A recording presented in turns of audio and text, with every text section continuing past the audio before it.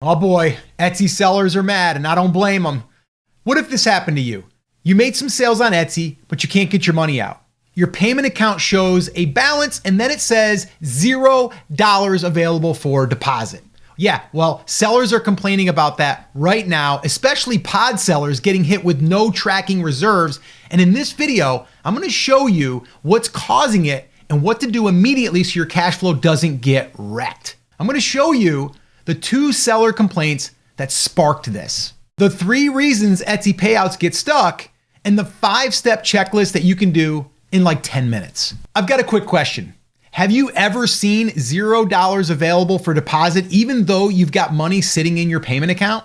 Let me know that in the comments, yes or no, and tell me a little bit about it if it did happen to you. And if it's yes, tell me more if you're pod, digital, or physical product, because I'm trying to see a pattern here. Are they just picking on one type of seller? All right, let's start with what sellers are actually posting. One seller basically said, my orders are older than the hold window. I've got a balance, but I'm still seeing $0 available for deposit. And that's the part that makes people feel like Etsy's math is creative. Because from the seller's side, you're like, I did the work, where is the money? And from Etsy's side, it's like, thanks for your patience. Please enjoy this automated message. Yeah, we've all felt that before. Now, this first complaint usually happens when sellers mix up what Etsy shows as your current balance versus what's actually available to deposit. So hold that thought, because complaint number 2 is where it turns into a real business problem. So complaint number 2, this one is hitting pod sellers really hard.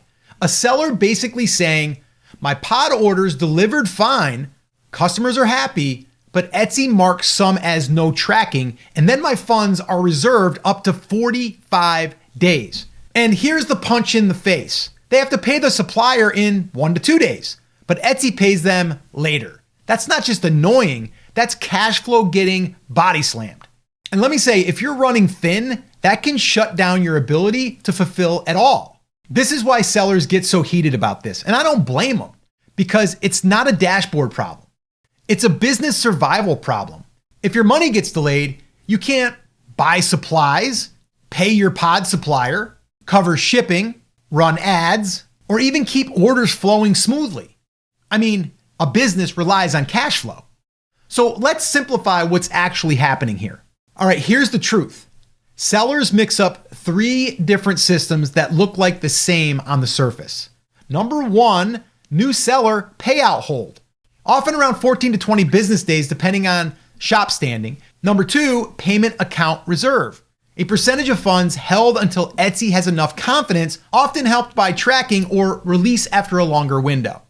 And number 3, fees draining old funds first. So even when funds unlock, Etsy fees, ads, shipping labels, refunds, all that can hit first. And that's how you can have money in the account, but still see $0 available for deposit, because current balance isn't the same thing as available. It's like you've got money in the building and you don't have the key yet. And listen, we can't get mad about it. I mean, we can, but I don't know if it's going to do any good. I get it, but we still have to operate inside reality. So here's what you do next. If this is happening to you right now, here's the practical plan. Number 1, use Etsy recognize tracking whenever possible. If Etsy can't validate the tracking, you're likely to get stuck in reserve hold land. Number 2, pause or reduce Etsy ads temporarily, because fees can drain released funds fast. And when sellers say nothing is depositing, sometimes it's just unlocking and it's just getting eaten up. Number 3, build your cash buffer assuming 45 days, especially if you're pod. It's not fun, but it keeps you alive. Number 4, don't rely on one product or one supplier lane, because one bottleneck can choke the whole shop. Number 5, screenshot and keep a simple payout log. Dates, amounts, deposits, changes you've made, because when you message support, I feel like Etsy hates me, it's just not going to help. But screenshots, well, they should. Now here's the part that matters if you want receipts. Etsy sellers policy basically says they may limit visibility, place reserves or restrictions, and in some cases, suspend accounts when they believe risk is higher. So the takeaway isn't to panic. The takeaway is run your shop like this can happen even when you're doing things right.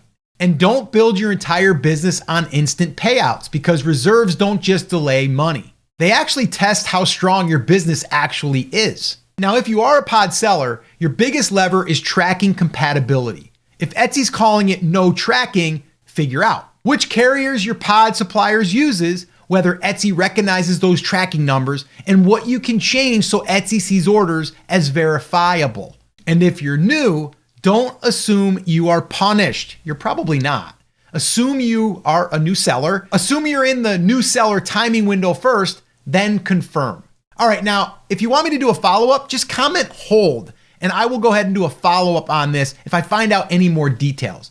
What to do during the waiting window so your shop doesn't stall. I mean, I know that's super important. If you want me to do that, let me know, because that's where the real damage happens. So just let me know that in the comments. And also, let me know, are you a pod seller? Do you sell digital products or physical, or a little bit of everything? And are you seeing a reserve percentage? How long has it been stuck? And also, if this helped, hit the like button, subscribe to the channel, and I'll keep bringing you the Etsy news sellers actually need. Good luck and happy selling.